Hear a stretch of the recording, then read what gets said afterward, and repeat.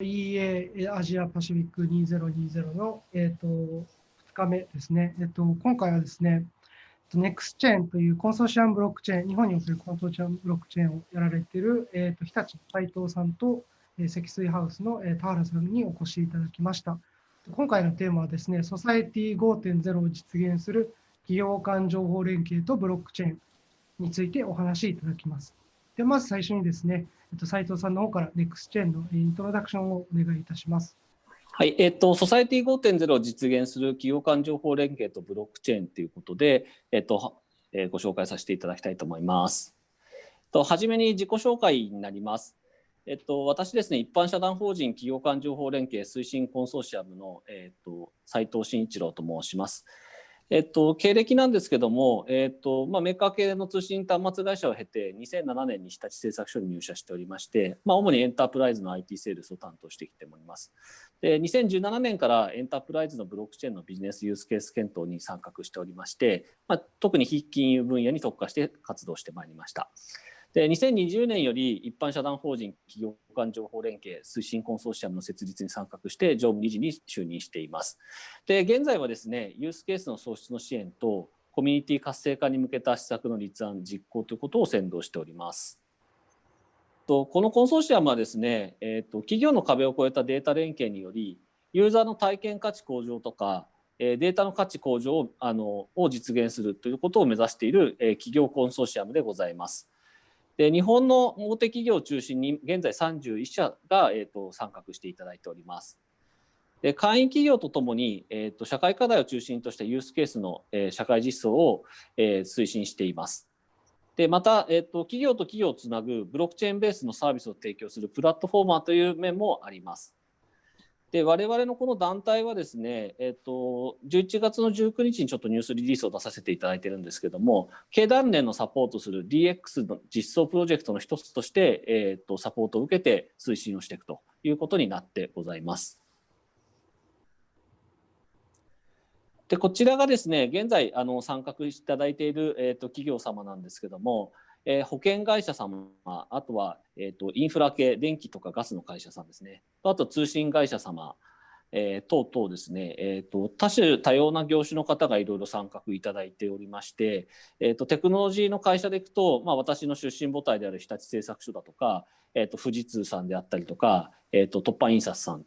なんかも、参画している、割とこういろんな業種が入っている賑やかな団体でございます。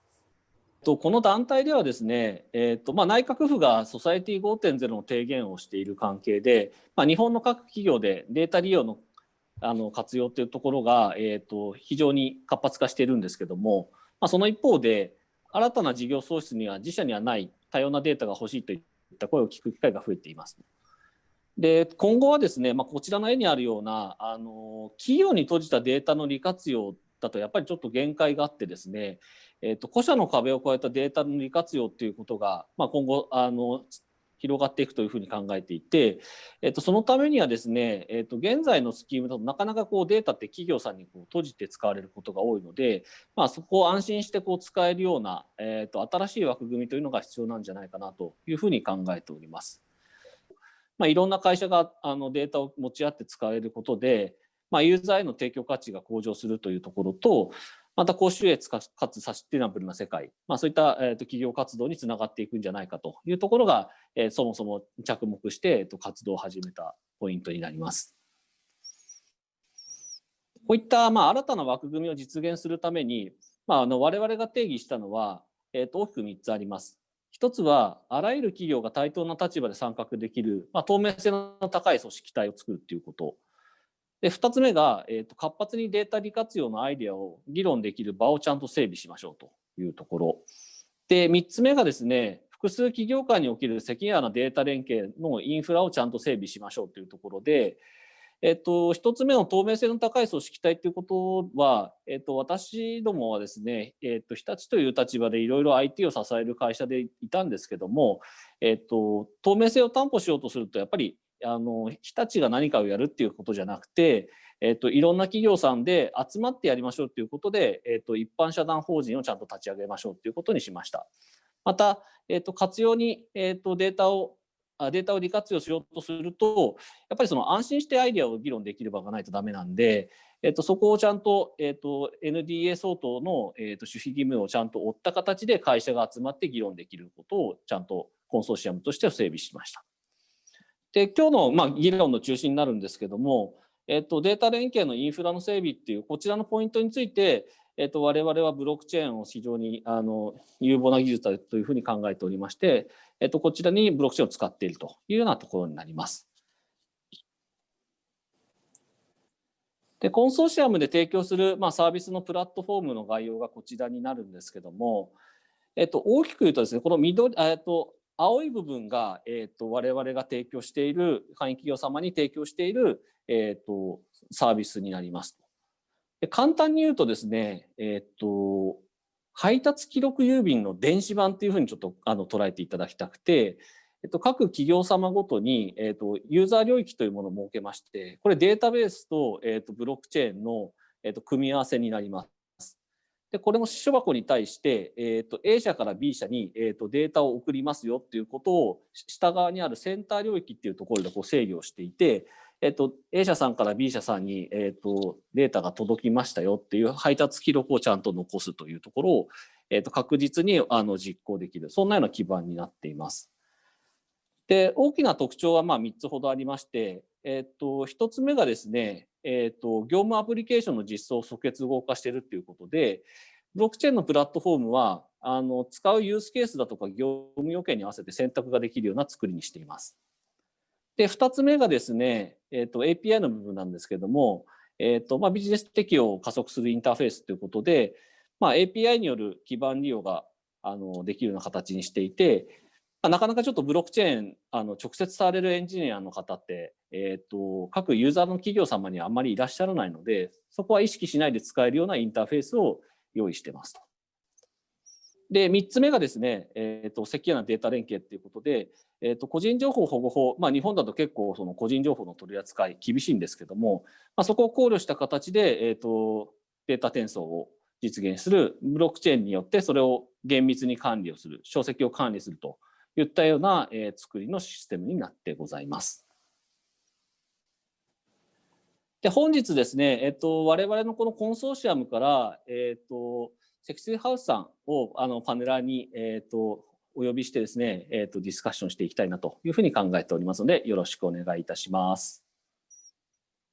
はい、皆さん、こんにちは。私、積水ハウス経営企画部新規事業戦略室におります、田原陽一と申します。ちょっと簡単に略歴紹介ですが、2002年に入社した後ですね、基本的には社内情報システム部を行う情報システム部から、IT 業務部というところで、ずっとシステム開発の方をやらせていただいておりまして、その後、2020年3月より経営企画部に異動になりました。これまではですね、主に社内の総務とか会計、勘定システムの方に従事をしつつというところと、それに伴ってというところで、関係会社、社内のグループ会社ですけれども、設立支援などを担当させていただいておりました。2016年からブロックチェーンに関する取り組みというものを開始しまして、ブロックチェーンの不動産業界における活用という部分を考える研究だったり、企画、運用というところをやっております。現在の部署に移動した後もですね、ブロックチェーンのシステムにおける有効活用というところで、様々な活動をさせていただいているというところになります。積水ハウスでですね、取り組もうとしている、不動産賃貸業務エコシステムというところがありまして、不動産の賃貸の入居というところは、不動産屋さんに伺って、実際に部屋を見て、その後契約した後、たくさんの保険とか引っ越しとか電気、ガス、通信などの契約を個別に入居される方がしていただくというところになるんですけれども、この部分に関してですね、まず不動産の内覧っていうところの部分を、KYC 提供事業者、これ例えば携帯のキャリアさんとかですけれども、というところである程度信頼のおける個人情報っていうところを、申し込みの情報として使うことで、不動産の内覧の部分を、現在であれば、不動産屋さんが必ず横について一緒に見ていただくということになるんですけれども、その部分を入居候補者自身が、自分で見に行けるようにというようなことが実現できないかというところを考えています。で、その後、実際に入居した後ですね、入居者さんが必要な繰り返しになってくる、たくさんの申し込み手続き、保険、引っ越し、電気、ガス、通信というところを、不動産の入居情報を持って、その情報を連携することで、簡単にワンストップでできないかというようなところを実現させるというところを取り組んでいるというのが、現在我々が取り組んでいる内容となっております。はい、田原さん、ありがとうございます。田原さんに質問なんですけれども、先ほどの資料にあったようにですね、今回のユースケースなどで、例えばユーザーさんはどのような体験価値を得られるのかっていうのをお聞きしたいんですけれども、その点についていかがでしょうか。はい、入居の申し込みとかっていう部分と、それ以降に入居者自身がたくさんの申し込み手続きっていうのを、たくさん紙書いていただいたり、同じような情報を繰り返しで、非常に煩雑な部分っていうのがあるんですけれども、ここを不動産の入居申し込み情報っていうところをベースに他社に連携することで、そういった複数の申し込みとか、同じことの繰り返しというところを、まとめて済ますことができるんじゃないかと。この部分っていうのは非常にUX の向上っていうところに関しては寄与できている部分だと考えております。なるほど。割と不動産とブロックチェーンっていうと、賃貸ではなくて、あっちの売買とかの方が多かったりするんですけれども、今回の用途でですね、システムに求められる要件のポイント、もしくはですね、積水ハウスさんならではの仕様や要件みたいなものがもしあれば、お聞きしたいんですけれども、いかがでしょうか。はい、今回、賃貸に特化しまして、当然、正直には売買の部分も同じようなところだと思うんですけど、いただいたお客様の情報を他社へ連携するっていう部分においては、やっぱり個人情報の観点で非常にセンシティブなものも多々あるっていうところがありますので、そこをですね、きちんとやっぱりブロックチェーンとか、今回のこの基盤を使って、受け渡ったよっていうことの証跡管理がきちんとできていると。でかつその証跡には、どういった許諾とかもお客さんの承諾をきちんと得てますよっていうことがついているっていうところが、一つのポイントだと思ってます。で、その部分、それに加えて、やっぱり非改ざん性だったりとか、確実に提供したものがまるまる相手に渡りましたよっていうことを保証できているっていうところが、もう一つのポイントとして非常に魅力のあるものかなというふうに考えます。ありがとうございます。それではですね、ちょっと時間もなくなってきつつあるので、斉藤さんの方に質問させていただきたいんですけれども、はい、ネクスチェーン自体はですね、ブロックチェーンのプラットフォームは業務要件に合わせて選択可能とあったんですけれども、この詳細について、教えていただきたいんですけれども。ですね、作りとしてはその業務のアプリケーションの部分はブロックチェーンとは素結合で作っていますと。でこれなぜかっていうと、ブロックチェーンのプラットフォーム側に、バグが発生した場合ってどうしても対応がリスクをはらんでる、コミュニティ中心で改善していくっていうところになってしまうんで、提供側としては SLA が保証できなくなっちゃうんですよね。でそうすると素結合にせざるを得ないっていうところになるんですけど、素結合にしたがゆえにプラットフォームをいろいろ選べるよっていうところの優位性にもつながってるかなと思っていますと。でやっぱりそのユースケースの要件次第で、例えばですけど高信頼優先だったら、コンセンシスが提供するクオラムだったりだとか、コスト優先だったら通常のイーサリアムだとかっていう、選択できる方が利用者としては自由度がすごい高くて、いい作りになるんじゃないかなというふうに考えて、そういったちょっと作りにしています。はい。今ちょっとクオラムの話も出ましたけれども、クオラムの、特化している点としては、そういう、非特化ですね、コンフィデンシャルトランザクションと言われるようなものがあったりするんですけれども、おそらく NextChain さんのようなデータ基盤としてブロックチェーンを使っている場合に、個人情報保護であったりとか、そういったデータをどこまで公開するかとかっていう話が、割と企業さんは気にすることが多いのかなと思うんですけれども、ブロックチェーンにより厳密管理とされている点について、お伺いさせていただきたいんですけれども、その点についてはいかがでしょうか。そうですね、基本的にはあまり難しいことをやってなくて、ブロックチェーン上には証跡の管理、あとオフチェーンで個人情報を連携するっていう作りにしています。これ多分もはや一般的な話だと思うんですけども、あとはその個人と企業の意思に基づいて展開制御のテーブルを作っていて、公開範囲を制御しているっていうような作りです。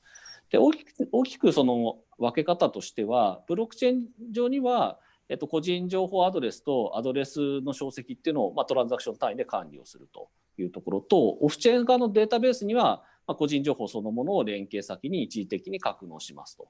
ただ、そのオフチェーンのデータベースの方も、格納した情報っていうのは永続保存するんじゃなくて、時間経過によって削除する、そんなようなちょっと作りにして、安全性っていうのを担保しています。なるほど。はい、ありがとうございます。ではですね、最後にですね、今回のお話の中に出てきた NextChain に参画されたい企業さんなどがいらっしゃった場合にですね、どのようにアクセスしたらいいかというのを、参加方法みたいなものについて、斉藤さんの方から、お教えいただきたいんですけれども。ありがとうございます。はい、お問い合わせ等はですね、